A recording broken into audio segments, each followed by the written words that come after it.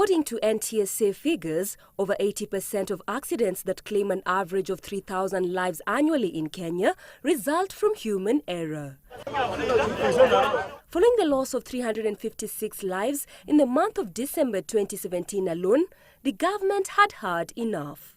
Driving schools, I would like an inventory. We want to know who they are, what qualifications they have, and they will have a raft of conditions to fulfill before they can be re-registered to actually offer any driving and any instructions for people using the roads. A situation that had seen NTSA plan for the implementation of the new curriculum for training and testing of drivers and instructors from January this year. The curriculum was launched in May 2016. However, a spot check by Citizen TV has revealed that a majority of the registered 115 driving schools are yet to comply with this new provision. Most continue to offer options of between 10 and 20 hours of training to be undertaken within 3 to 4 weeks.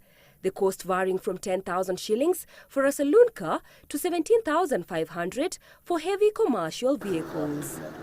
Previously, it would take a minimum of 10 hours in most driving schools to be able to learn how to drive a saloon car. However, going forward, according to the NTSA new driving school curriculum, it will take a minimum of 46.5 hours to be allowed to drive a saloon car in the country.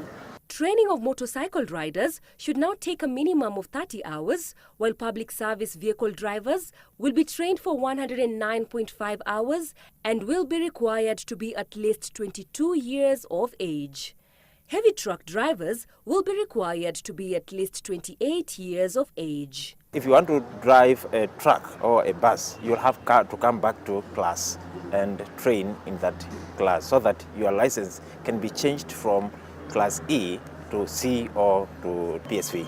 The curriculum further stating that driving schools should have a maneuvering yard of 1.7 acres to be used by the learners before moving to the main roads. Many driving schools lack such yards. According to Francis Theuri, Director General of the Automobile Association of Kenya, this is bound to have a cost implication. Most probably we will. We are still researching on that to see the cost. What will be the actual cost. But currently, we are still charging 15,400 for that course. Under new regulations, driving schools should register afresh by March. The owners of the institutions terming some of the requirements as expensive and punitive. The government, however, maintains that all further written and practical driving tests will be conducted according to the new curriculum requirements. If you look at the new curriculum, one of the things that you see is a lot of borrowing a lot from the safe and defensive driving. When you are driving, how do you prepare yourself before you set on a journey?